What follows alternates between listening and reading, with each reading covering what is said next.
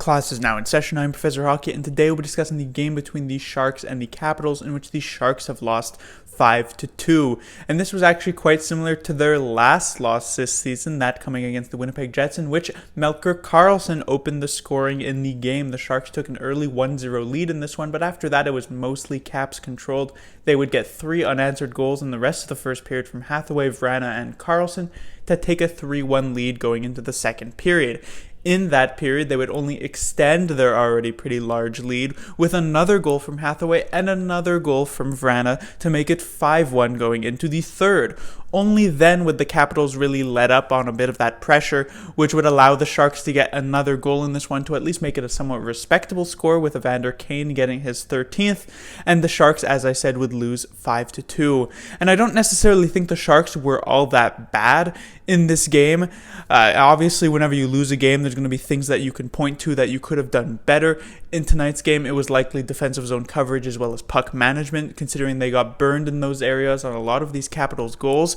However, this felt a lot like, 2016 Stanley Cup Finals, San Jose, where like in that series, they weren't all that bad here tonight, but it was pretty clear, I'd say, to most people watching that the Capitals, or in that case the Penguins, were the better team, and they just seemed to be a step ahead of the Sharks through and through. And so if you were someone who was looking for the Sharks to cement themselves as a playoff team, you probably won't be all that disappointed with tonight's loss. However, if you were expecting the Sharks after a fantastic November to try and cement themselves as one of the best teams in the league as a whole, you might be a bit more so disappointed.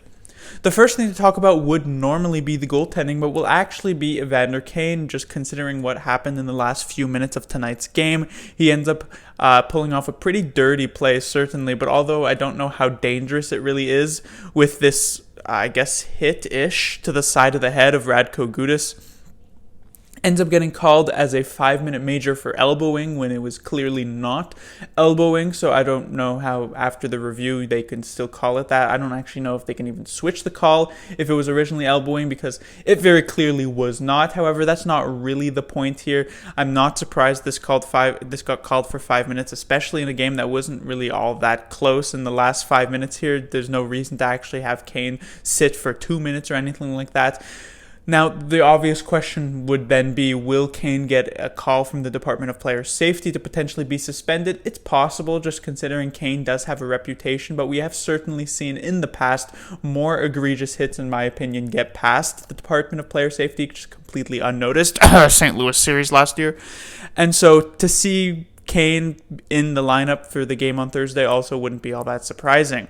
I thought the most interesting part of this is when Kane is heading off the ice to head to the dressing room, and you had Tom Wilson from the Capitals giving him an earful. Just the fact that, it's Tom Wilson giving him that earful, a player who has in the past been suspended 20 games in the season. It's kind of ironic, I guess you could say, but next, I'll be talking about the goaltending for the Sharks, Jones, and to a lesser extent, Dell. Dell, of course, came out to start the third period, but since the Capitals really weren't applying much pressure at all in the third, he didn't have to do all that much, although he did have a couple nice saves on Ovechkin. The major talking point would be Jones, who didn't have that great of a game after stringing together a pretty solid stretch of games.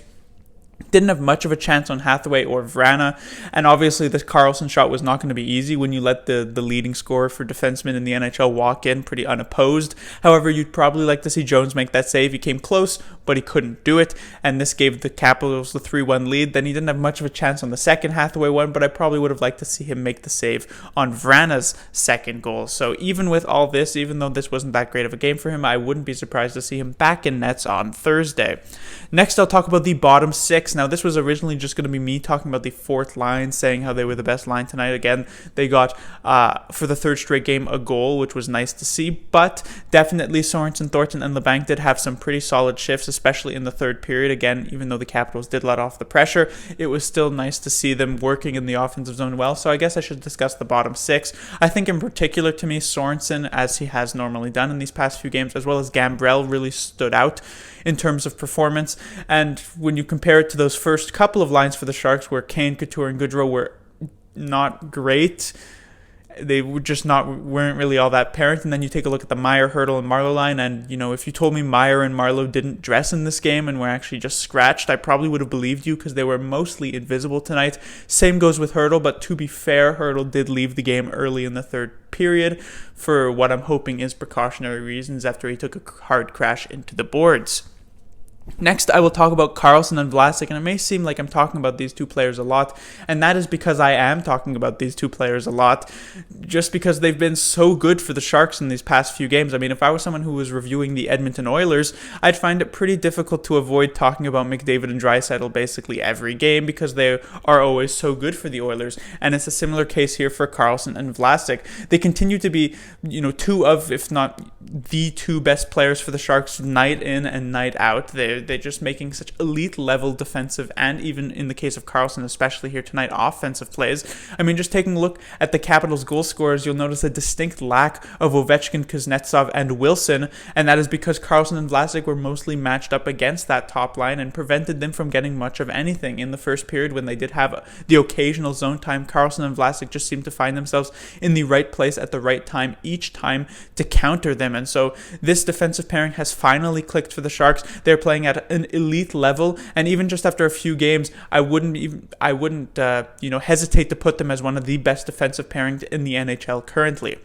This contrasts pretty heavily to the second defensive pairing on the Sharks, the Burns and Simek pairing, which has been, tonight at the very least, nothing short of awful. Burns making multiple awful plays here. We've seen him has the tendency to sort of drift on the ice in the defensive zone, and he does exactly this on the Vrana first goal. For whatever reason, he finds himself on the left side with Simek instead of covering Vrana, who's all alone in front. This allows Vrana tons of time to be able to put this puck in. He does a similar, although not as egregious, play on Karlsson's goal. Then you have Simek, who gives the puck away on Hathaway's second goal and then makes not much of an effort to actually get back to prevent Hathaway from tapping this puck in after Jones makes the initial save.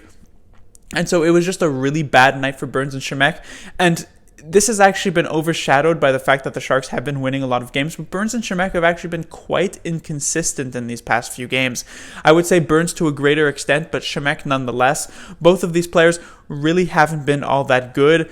I wouldn't say it's necessarily a lack of chemistry, although Burns does seem to be getting confused up here a bit with Simek. It just seems like both are making pretty careless and lazy plays with the puck at times. And of course, it can't be discounted. Shemek's return was a huge turnaround for the San Jose Sharks, so maybe just him being in the lineup is enough for the Sharks to get some confidence from their defensive core.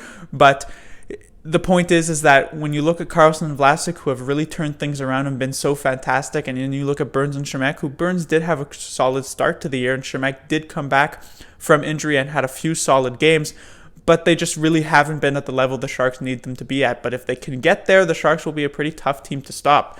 But that will do it for this review. The Sharks will be back in action on Thursday. They will be in Carolina facing off against the Hurricanes. With the fact that the Sharks lost here tonight and the fact that the Canucks, the Golden Knights, and all those other Pacific Division teams more or less won last night, the Sharks have once again fallen out of a playoff spot. They are on the outside looking in, and they look to get back into the win column against the Hurricanes, but it will not be easy considering the Hurricanes also lost here tonight. They got shut out by the Boston Bruins, so they will also be looking for some revenge to get back in the win column themselves. So it will bound to be a good and tough game. Class dismissed.